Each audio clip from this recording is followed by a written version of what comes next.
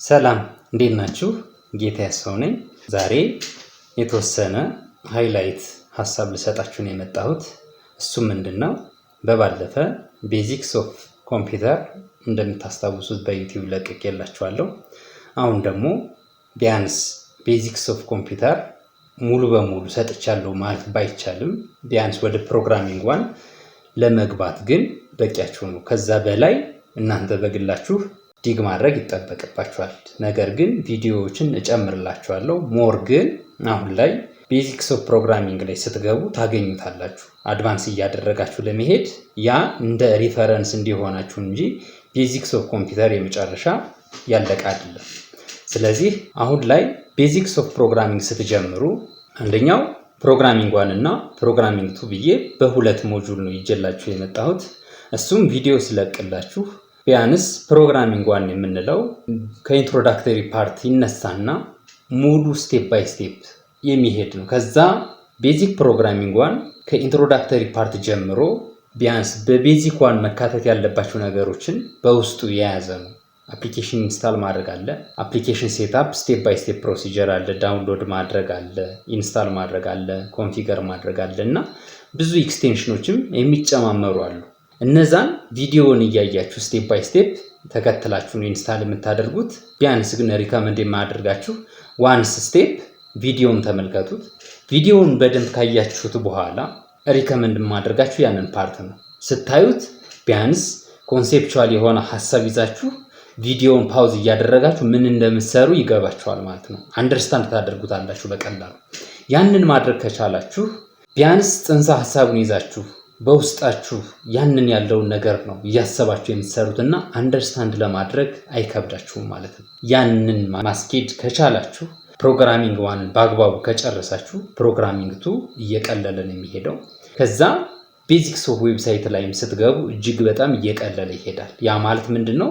ቤዚክ ዋን ላይ በጣም መሰረታዊ የሆነ ነገር ነው ያለው። አንደኛው ሲም ሆነ ሲ++ ፕሮግራሚንግ ሲሰራ ምንጠቀመው የተለያዩ ፕላትፎርሞችን አይደለም። ምንጠቀመው ራን አድርገን የምናየው ባንድ ነው በቪዥዋል ስቱዲዮ ኮድ። ከዛ ኮምፓይለር ኢንስታል ታደርጋላችሁ፣ ኤክስቴንሽኖችን ትጨምራላችሁ። ከዛ በኋላ ሲን እና ሲ++ን በአንድ ኮድ ኤዲተር ራን እያደረጋችሁ ቴስት እያደረጋችሁ ትሄዳላችሁ። ብዙ ቦታ ብዙ ዩኒቨርሲቲ ሲ ታገኛላችሁ።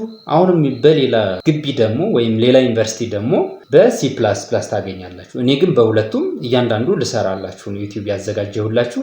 ስለዚህ ሲ እና ሲ++ ዋን ታገኛላችሁ። ቱም እንደዛው ፕሮግራሚንግ ዋን ቤዚክስ ኦፍ ፕሮግራሚንግ ዋን ላይ ሲን እና ሲ++ን እንዲሁም ደግሞ ፕሮግራሚንግ ቱ ላይ ሲን እና ሲ++ን ታገኛላችሁ። በሁለቱም እየሰራሁ ነው የሚሄደው። እናንተ ጋር የሚጠበቀው አንድና ዲዲኬሽን ነው። ሲሪየስ ሆናችሁ ቪዲዮን ፓውዝ እያደረጋችሁ ስቴፕ ባይ ስቴፕ እየሰራችሁ ከሄዳችሁ ቤዚክስ ኦፍ ዌብሳይት ስትገቡ ያን እጅግ በጣም ቀላል ነው የሚሆነው። ከዛ ወደ ፍሮንት ኢንድ ዲቨሎፕመንት ስንገባ ያም እጅግ በጣም እየቀለለ የሚሄደው። ያ ማለት ፍሮንት ኢንድ ስላችሁ ቤዚክ ፎርምን ፓስ ካደረጋችሁ በኋላ ምንድነው የምንጠቀመው? ፍሬምወርክ እንጠቀማለን። ወደ ፍሬምወርክ አድቫንስ አድርጋችሁ shift ስታደርጉ ያኔ ቢያንስ ቤዚክስ ኦፍ ዌብሳይትን አልፋችሁ ወደ ፍሬምወርክ shift ስናደርግ በዛ በፍሬምወርክ እጅግ በጣም ኮንሴፕቹዋል የሆነ ነው ይኖራችኋል ማለት ነው። ስለ አልጎሪዝም አይከብዳችሁም። ስለ ዴታ ስትራክቸር ምንም አይከብዳችሁም። ፕሮግራሚንግ አልጎሪዝም አይከብዳችሁም። እያንዳንዱ ፓዝ ምንም የሚከብዳችሁ ነገር የለም ማለት ነው። በቀላሉ ፓስ ታደርጉታላችሁ። ከዛ በኋላ ወደ ባክኤንድ ትሄዳላችሁ። ባክኤንድ ላይም ደግሞ እጅግ በጣም ወሳኝ የሆነ ፓርት ነው የምታገኙት። ስለ ዴታቤዝ ትማራላችሁ። እዛ ጋር ቤዚክስ ኦፍ ዳታቤዝ አለ፣ አድቫንስድ ዳታቤዝ አለ።